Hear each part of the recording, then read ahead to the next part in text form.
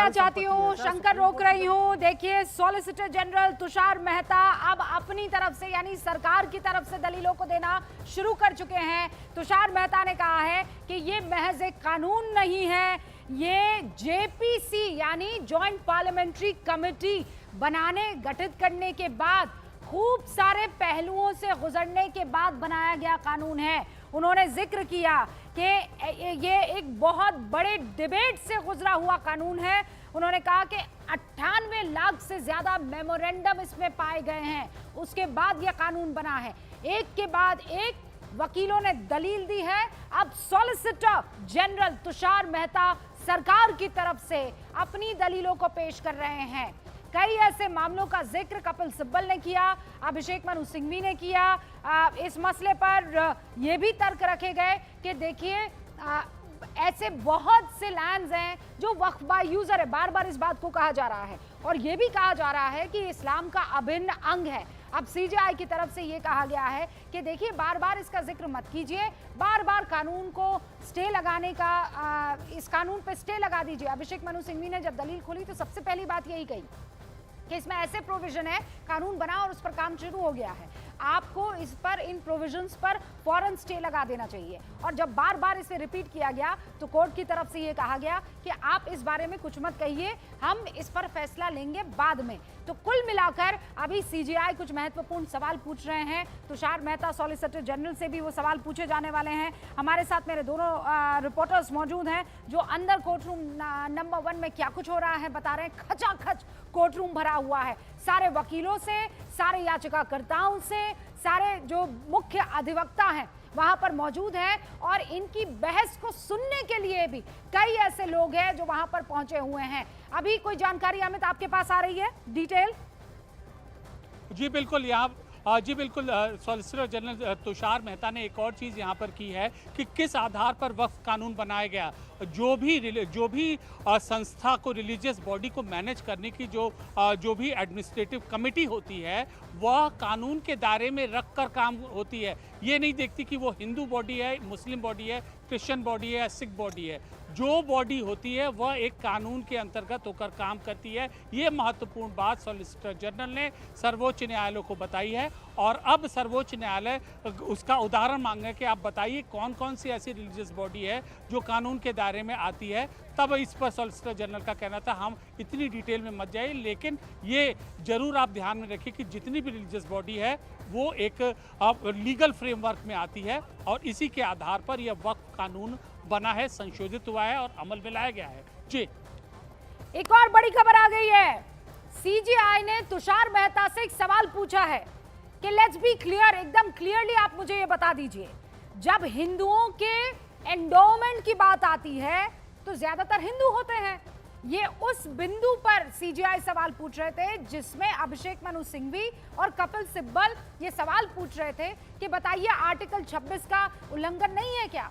कहा गया है आर्टिकल 26 में, चाहे वो पॉइंट बी हो, क्लॉज बी हो, कि आपको स्वतंत्रता है कि आप अपने धर्म के अनुसार से अपनी जमीनों को रखें, उनका रखरखाव रखें, उनके रखरखाव के लिए अपने धर्मानुसार काम करें।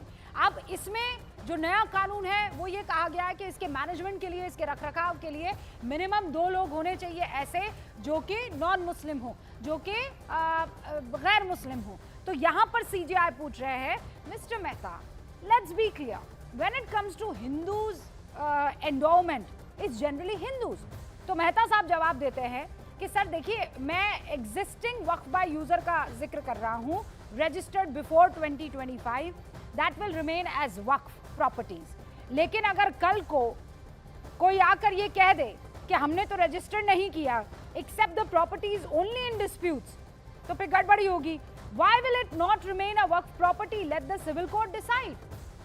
ये इस वक्त जिरा हो रही है। तुषार मेहता की तरफ से बिंदु रखे जा रहे हैं और दूसरी तरफ सीजेआई उनसे प्रश्न कर रहे हैं, उन मसलों पर प्रश्न कर रहे हैं जिसकी चिंता और जिक्र यहाँ पर बहुत से मुस्लिम संगठनों को, all India Muslim personal law board से लेकर असदुद्दीन ओवैसी से लेकर अमानतुल्लाह खान को है। अमित, और क्या डिटेल्स अभी? देखिए, इस वक्त जो वक्फ की प्रॉपर्टी है उनके रजिस्ट्री के अनिवार्यता पर बहस हो रही है और जिस आधार पर संसद में यह बातें रखी गई थी और तमाम जो इस कानून के पैरोकार थे, मसलन सरकार के मंत्री, उन्होंने कहा था कि रजिस्टर्ड होनी चाहिए, लीगल फ्रेमवर्क में आनी चाहिए, वही बातें अब सॉलिसिटर जनरल तुषार मेहता सर्वोच्च न्यायालय को बता रहे कि रजिस्ट्री कैसे होनी, अनिवार्यता होनी चाहिए। अगर अनिवार्य रजिस्ट्री वक्फ प्रॉपर्टी की होगी तब यह लीगल फ्रेमवर्क में आएगी और अगर यह लीगल फ्रेमवर्क में आएगी तब इनका इंक्रोचमेंट बचेगा। तो ये रजिस्ट्री का पॉइंट लेटेस्ट है जो सॉलिसिटर जनरल की ओर रखा गया है और ये वैध है, ये जरूरी है, ये सिस्टम के सुधार के लिए लाया गया है। ओके, हम लौट रहे हैं, आप हमारे साथ लगातार बने रहिएगा। इस वक्त सुप्रीम कोर्ट में बहस चल रही है कि ये वक्फ कानून में जो बदलाव हुआ है वो ठीक है कि नहीं है। दलीलें दोनों की तरफ से दी जा रही है, सरकार की तरफ से। और इस वक्त बड़ी खबर एक और आ चुकी है।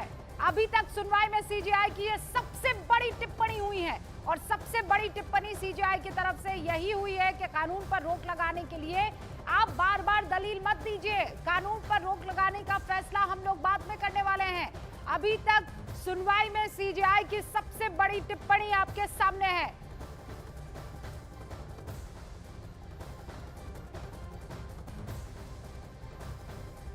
चलिए भाई, अब ये डिसीजन ले लिया गया है। दर्शकों के लिए भी बढ़िया खबर है कि अभी हम इस बड़ी खबर पर बने रहेंगे। किसी तरह का कोई अंतराल, किसी तरह का कोई ब्रेक नहीं। हमारे साथ हमारे दोनों रिपोर्टर्स मौजूद हैं। शंकर आनंद, इस वक्त सुप्रीम कोर्ट से क्या दलील और क्या बहस? देखिए, निश्चित तौर पे इस वक्त में कहा जा सकता है कि तकरीबन 20 मिनट से 25 मिनट का और वक्त लगेगा, क्योंकि आज की सुनवाई के लिए जो वक्त मुकर्रर कराया गया था कि तकरीबन 3:30 बजे तक इस मामले पे सुनवाई होगी, तो कहा जा सकता है कि लगभग वो वक्त अब पूरा होने वाला है। तो 20-25 मिनट और इस मामले में तमाम दलीलों को देने के काम जो है वो किया जा सकता है। लेकिन जिस तरह से और आगे बढ़ सकता है, हो सकता है कि इसमें जो 3 जजों की पीठ है, हो सकता है कि आधा घंटा और इसमें वक्त जो है आगे बढ़ा सकते हैं, क्योंकि काफ़ी महत्वपूर्ण जो दलील जो है कोर्ट में दिया जा रहा है। और जिस तरह से यहाँ पे अभी देखा जाए कि जिस तरह से कोर्ट ने इस मामले में एक महत्वपूर्ण टिप्पणी की कि बार बार आप वो सबसे पहले उस पॉइंट से हटिए कि इस कानून को रोक दिया जाए, कानून पर रोक लगा दिया जाए, इस दलील को छोड़ करके अगली पॉइंट रखिए। तो इसके बाद जिस तरह से अजीज अपनी बात इंटरेस्टिंग है अमित और शंकर, इस पहलू पर तो हम लोग पिछले 10-15 मिनट से बहस कर ही रहे हैं कि कोर्ट ने कह दिया है कि इस पर दलील मत दीजिए। सबसे पहले ब्रेकिंग न्यूज भले ही अभी लिखी हुई आ रही है कि हमने जो है इस पर जानकारी पहले दर्शकों को दे दी है। हमने लाइव के दौरान इस बात का जिक्र कर दिया है। तो हमारे आउटपुट के साथियों को जरा हम ये बता दें कि ये बड़ी खबर सबसे पहले न्यूज़ 18 इंडिया के ही रिपोर्टर्स ने मौजूद दी थी। ओके अमित, जल्दी से एक और अहम चीज़ यहाँ पर ये आई है कि जामा मस्जिद के बारे में इस समय अदालत में चर्चा हो रही है और सुप्रीम कोर्ट का कहना है कि जस्टिस खन्ना का कहना है कि जो मॉन्यूमेंट्स हैं मुस्लिम धर्म से जुड़ी, जैसे जामा मस्जिद हो या फिर अन्य हो, तो वो तो उनका हिस्टोरिकल इंपॉर्टेंस है और इस मामले में डीड का तो बिल्कुल इम्पॉसिबल है उनकी डीड प्रोड्यूस करना। तो ये तो वक्फ बाय यूज़र है, लेकिन हाल ही के दिनों में और इंक्रोचमेंट की जो घटना आई है, ऐसे में वक्फ बाय रजिस्ट्री का क्लॉज होना चाहिए, ऐसा सॉलिसिटर जनरल का कहना है। तो इस बात की जिक्र यहाँ पर हो रही है। जामा मस्जिद ये बात भी कही है ना अमित, ये भी बात कही है। शंकर रुकिए, अभी ब्रेक नहीं लिए भाई, रुकिए, आप स्क्रीन पर हैं। वाह, देखिए ये लाइव में साथियों के साथ चैट करने का आनंद है कि आप उन्हें बता सकते हैं कि अभी आप स्क्रीन पर हैं, अभी ना जाइए शंकर, अभी ना जाइए, अभी रुक जाइए, अभी मैं एक छोटा सा ब्रेक ले लूँगी, फिर आप छोटा सा ब्रेक ले सकते हैं। लेकिन सीजेआई ने कह दिया था कि ये जितने भी इंपॉर्टेंट मॉन्यूमेंट्स हैं इसका तो संरक्षण रहने वाला है। ये आप क्या कह रहे हैं कि बरसों पुराना जो वक्फ हुआ था वो ज़मीन पर अगर आज की तारीख में डीड मांगेंगे तो हम कहाँ से लेकर आएंगे? लौट रहे हैं जल्दी, आप देखते रहिए न्यूज़ 18 इंडिया।